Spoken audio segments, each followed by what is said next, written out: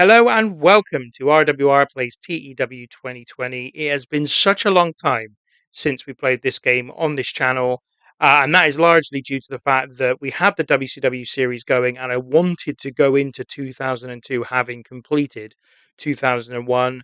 And I did record a couple of episodes of that show, but my heart just wasn't in it. I just couldn't I just didn't have the motivation to keep it going. I had loads and loads of plans, quite long term plans for what we were going to do in WCW throughout the year, possibly even into 2003.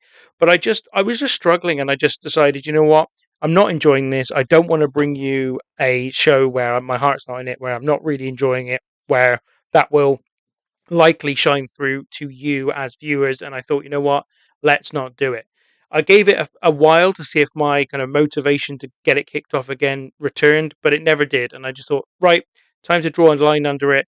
Let's start with something new and move on. And that's what we're doing here. A very different series. I think it's fair enough to say that I'm bringing you this time.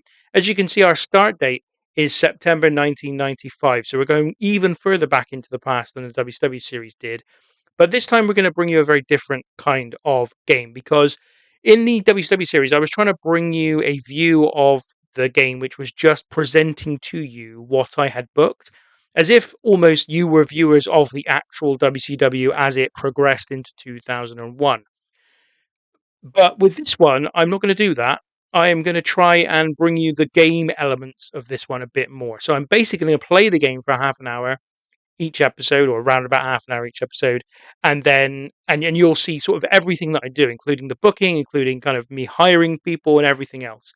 As you can see, and this is really stupid of me, I meant to do this before I even started the video. I have not loaded the picture file into this game yet, so let me just do that now. And typically, it has disappeared. Well, that is just no, it's there. Fine, okay, good start. Perfect. So yeah, we have. Oh, I've given away the game as well. Let's get to it. We are the Random Wrestling Review.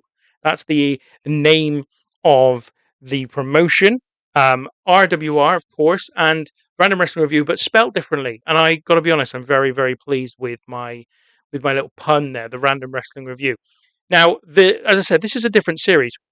This is an entirely new company, launched in September 1995. You can see that I am playing as Bruce Hart. Now, that's a little bit of an in joke from our podcast. Bruce Hart's sort of got a little bit of significance over there. Incidentally, if you enjoy wrestling podcasts, especially ones that look back at past events, then that is a really, I think you'll enjoy the podcast. Although I should warn you that it's not for young ears. There's a lot of swearing, lots of stuff in that is not exactly appropriate for younger ears. But certainly, if you like a bit of profanity, you like a bit of people going off topic a lot, talking about wrestlers' hair, thing like that, whilst also reminiscing about wrestling shows from the past. And this might just be for you. We've done over 160 episodes of our main show plus other shows, so definitely would recommend checking it out. Now, apologies for that plug, but I just thought I'd better get that in. But yeah, Bruce Hart is the owner of this company. It's a completely new company, but what I'm doing is I'm playing a scenario that has been kind of it's quite well known in the TEW community if you're not a TEW regular. But basically it's a local to global save. So effectively, what we're starting out with here is zero prestige. We have zero popularity, so nobody knows us, nobody's aware of what we do at all. I did to give us $2,000 of money, which is fine within the local to global kind of rules. But what I wanted to do is actually start out with no money at all. But I did a test of that. I tested out, how that would work, and I couldn't get it to work within the limitations of the game as it was made. I think in previous versions of TW you could do it, but for whatever reason on this one, I just couldn't make it work. The company was going bankrupt before I could make enough money, and that was without kind of spending hardly anything. So I've given myself $2,000 just to kind of give myself that buffer. But what I'll be doing during this game is trying to make sure that all of the kind of budget works out, that we're not overspending. We're going to be very, very frugal in terms of who we hire to work on our shows. One of the reasons why Bruce Hart is my in-game avatar is because he is a road agent, and that means I don't have to get a road agent if I don't want to, because they're quite expensive in the game. He's also an occasional wrestler. So because I'm him, I don't have to pay for him. And so he could be somebody that is an important part of the promotion, both as a road agent and potentially as a wrestler. And interestingly enough, in the tests that I didn't use him as a wrestler, but I may very well do now because it would make sense. So our challenge is to go from having no popularity, no money really, and no prestige, and building a company into something important. Now, the first thing I'm going to do, because this is what the game does automatically, it gives you a schedule. I'm just going to redo the schedule and clear it because I don't want I don't want any shows to be in schedule yet. I'm going to add one now. I think we'll just call this start. Oh, going to call this start as the first show. Now you're going to make it a 1 hour length. It's going to be a special, and we're going to make it for Saturday, week 2 of September. So we're already kind of giving up a couple of weeks, but that's how we're starting. Um, and the reason I cleared that schedule is that I think what will happen and what I'll need to do is some months I will have to not have a show at all because I will need to ensure that we make a little bit of money back in those months. So there's going to be a bit of a balancing act for the first year, possibly even longer than a year in game, in terms of making sure that we can still run. We still got some money in which to run the company with, and obviously we'll confront that as we go along. Now, the way I envisage this series going and the format of this series is that I will just play the game, but whilst I'm doing it, we'll probably get through the game pretty quickly, albeit not at this time because I'm going quite slow to start with. Because what you'll see is that I'm going to book like one match per show and a couple of angles just to make the show up to the minimum expectation of the crowds and the fans. But other than that, like there's going to be nothing booked. So we're going to be dealing with an extremely small roster, and we don't need any kind of large roster in order to live up to the expectations of the game and to grow at least for a while at the start. Now, what we're going to do here is I'm going to try and find some wrestlers that we can hire that are not going to cost us very much. So that is the absolute only requirement I have got for this for the roster is that they don't cost me very much, and that they're based in close enough to me so that I don't have to pay for their travel. That's basically the only thing that is important to me. So, for example, 911 is at $60, so I need to go through the people here and see which ones I want to hire. What I wish they would do, because you can see how much money it would cost to hire most of these people, or the likely cost of them. It feels to me that you should be able to filter on that. Like you should be able to filter on the amount of money that you need to spend to hire someone. As soon as you can already see it. If it was a hidden thing and you could only see it once you open negotiations, then I wouldn't mind. But seeing as you can see, you should be able to filter by it. I've kind of increased maximum popularity here to 20. Maybe I should go down to 10. See if there's anybody who's really cheap. There's like three wrestlers, although they are very very cheap. So Killer Kyle, $30 per show. Rhino, $30 per show. And Karis Lamomia, never heard of this person. I thought it was a woman, but it's a man. $40 per show. I'm tempted to go and get these two to be my wrestlers. They are currently employed. I mean, Rhino's currently with WCW, but for $30 per show, and Killer Kyle 30 $30 per show. He's currently working for Smoky Mountain for $20 per show, but I don't imagine we'll be able to pick him up for that cheap. I mean, I'm tempted just to start here, to be honest. Rhino and Killer Kyle. I don't think that really matches. That doesn't quite match with what I want to do storyline wise. And there is going to be a story running through my promotion. It just won't be quite so um it won't be quite so detailed and thought out as the stuff I did with WCW. So Christopher Daniels seems like a really good place to start. 23 years old and with hair, so that's fascinating. And I mean, Billy Kidman, six. I could get Billy Kidman. I could get Billy Kidman to work for me. I mean, Billy Kidman and Christopher Daniels would be a pretty decent start. Maybe I'll go there.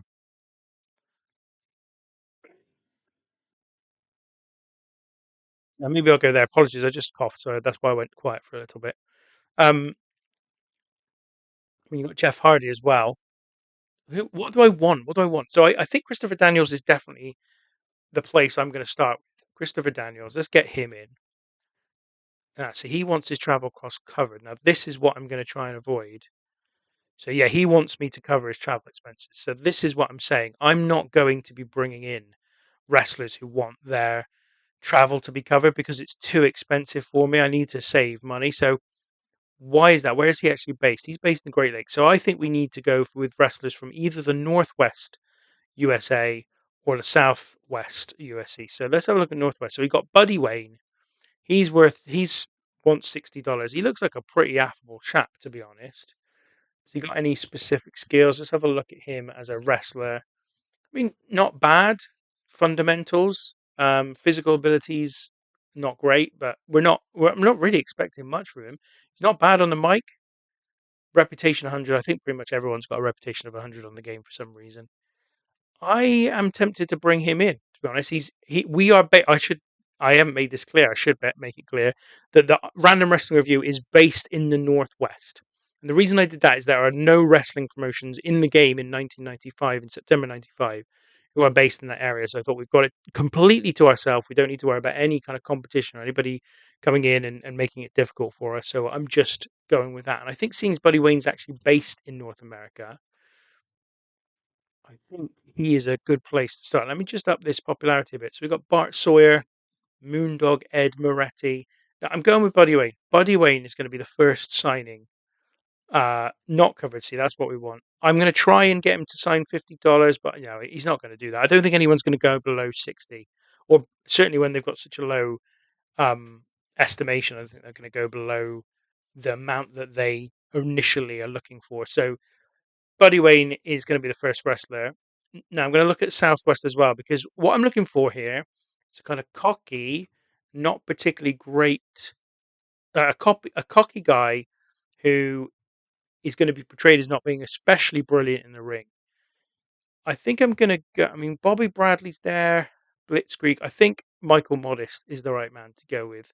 So I'm going to have him as the other guy. So he's going to be the heel, effectively. Let's just give him that $60 because I don't think we're going to knock him down in terms of money. I'm going to reset this because now I want a referee um, who's got to be based in the Northwest or the Southwest. Let's have a look at that first. So Sandy Barr, $80. Let's have a look at the Southwest. David Hogg, $50 per show. Probably terrible as a referee, but pretty cheap. Jesse Hernandez and Max Marquez. None of these have got pictures, but that's fine. I'm going to go with David Hogg because that's about perfect for me. $50. In he goes. Referee sorted. So that's perfect. Now we've got negotiations with David Hogg, Michael Modest, and Buddy Wayne. They're going to have our first match. Buddy Wayne and Michael Modest against one another. David Hogg is going to be the referee. And that's a good enough place for me to start, I think. I don't think there's anything else I need to do. I've already got Bruce Hart as the road agent. So he's in place. There's nothing else I need to do. We've got the show set up. It's going to be an hour long. So let's create ourselves our first title. So RWR, what are we going to call the title? I don't want to call it a world title because like literally nobody's even heard of us, and I do find that a little bit a little bit ridiculous when you kind of call a world title call a title a world title when nobody even watches your show. So let's call it RWR. I don't know what should we call it. I don't really know what to call it. I'm not going to call it heavyweight because I'm not going to limit myself to heavyweights. So how about we call it RWR Northwest title? There we go. Because that's what it is. Because there are no other companies in the Northwest, so I feel like that's actually a pretty fair label to put on it. So it's the RWR Northwest title. I did actually do a test run of this running a British promotion, which would have been more appropriate for the Random Wrestling Review. Unfortunately, in 1995, there are hardly any wrestlers in the British Isles that are available to me, and that meant that the costs keep costs down. I'd have to do something. Well, I couldn't keep costs down. I literally had to hire people that were worth way more money, or that demanded way more money than I was ever going to be able to afford, or certainly for a long time. So we're not doing that. But let's just advance the game now to the next player control show. In fact, it will interrupt me at some point because it will say that the 3 people I've just tried to hire have signed their contracts. So, yeah, I did try to do that, didn't work out. Then I did a test for an American promotion, and as I say, I went about a year into that game, but we ended up going bankrupt. Michael Modest has signed very quickly, 2 days in. Um, and so the only change I've made this time around is to, put it make it a give ourselves $2,000 before we get going, because otherwise we're not gonna be able to, um, yeah, we're not gonna be able to carry on for very long. So those are the 2 guys who are in. We now have our 2 wrestlers, our referee, and of course, Bruce Hart is the owner of the company, Buddy Wayne, David Hogg, Michael Modest. Now I'm gonna just check out. So he's working heel, but I'm gonna change this. We're gonna have him turn and be the babyface. I want Michael Modest as the heel. Um, Gimmick. So he's got no gimmick needed. I don't want that to be his gimmick. So I want him. What can he do? Uh, so I want him to be a what is the thing I want here? Swagger gimmicks. I think it's that swagger. Yeah. And where do I want this? Let's call it generic creative. That's kind of where I want it to be.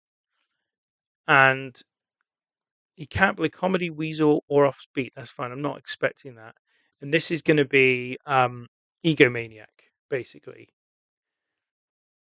I want an egomaniac. I'm not sure I want an egomaniac actually. I'm gonna go. Oh, I can't do Weasley underdog.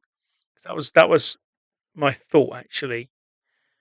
Let's just do Let's just do. Is it egomaniac? What do I want to call his gimmick? I want him to be.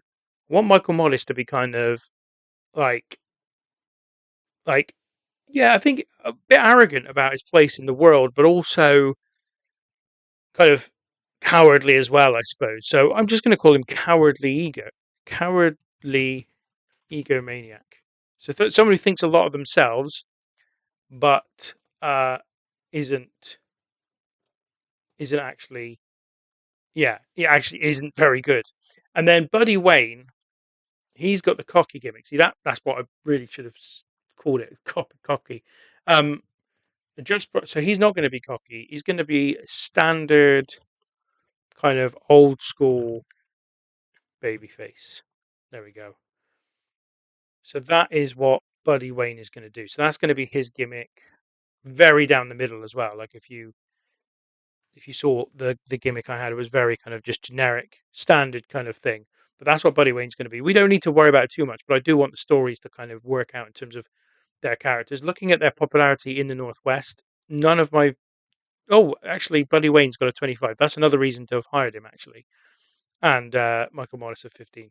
So that's all good. The roster is ready, and we are now just awaiting doing our first show. And I don't know, like this first episode of this series might just be the one show, and that's fine. Basically, I'm going to record for half an hour, do as much of the show as I possibly can, or as many shows as I possibly can in that time, and however many shows I do, that will be the episode. So if this is only our debut show, then that's fine because we're not there's no there's no real boundaries to each of these episodes. I'm just trying to bring you the game, talk you through it, explain my process, and kind of just try and do what I can in this sort of situation where I've got no fans, I've got no money, and I've got no reputation to speak of. It will be also interesting to see what talent will become available as this game goes on, because obviously we're in 1995. There's a the point of this mod is obviously to recreate the Monday Night War from the very beginning, so September 1995 when Nitro launched. We've got some news here. Booking position available at UWA. Not interested in that, so we just move on. And I think we're ready for our first show. They've booked a generic venue for the show, which is fine. I don't think we need to change that. So let's just add our one match. We've been kind of ready for this all the way. Buddy Wayne versus Michael Modest. Now I know what I have to do here because I was doing it in the test game. this has to be a 30-minute match. And I'll explain why in just a moment. Obviously, that's ridiculous. I mean, this is going to be a really awful match, but that's fine. It's just what we've got to do. We'll make it slow build because otherwise they're going to get really tired. Buddy Wayne's going to win. It's going to be storytelling, which I believe the type of wrestling promotion that I am requires me to have a match on it that is storytelling, and there will be a pinfall to end the match. It'll also be for the RWR Northwest title. Now, saying, okay, so I'm telling myself, this is me, as Bruce Hart, saying that Buddy Wayne's going to struggle in a match of this length. So he's just not got the stamina for it.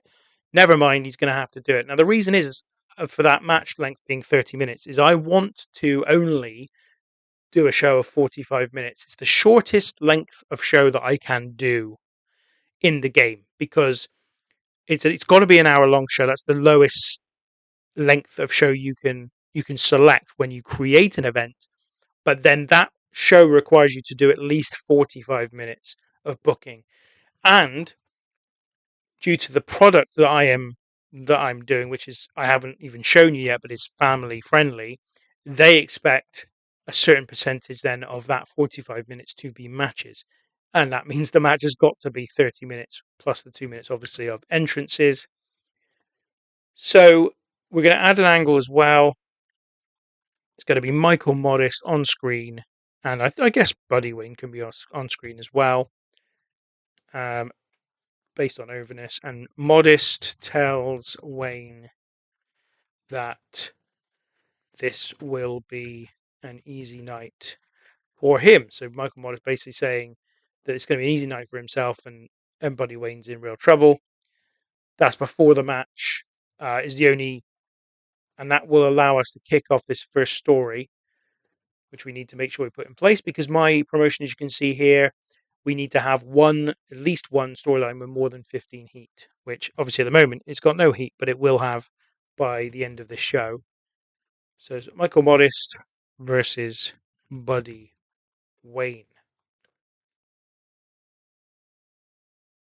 We start that story, and then we still haven't got enough stuff booked for the show. So after the match, Buddy Wayne is going to celebrate.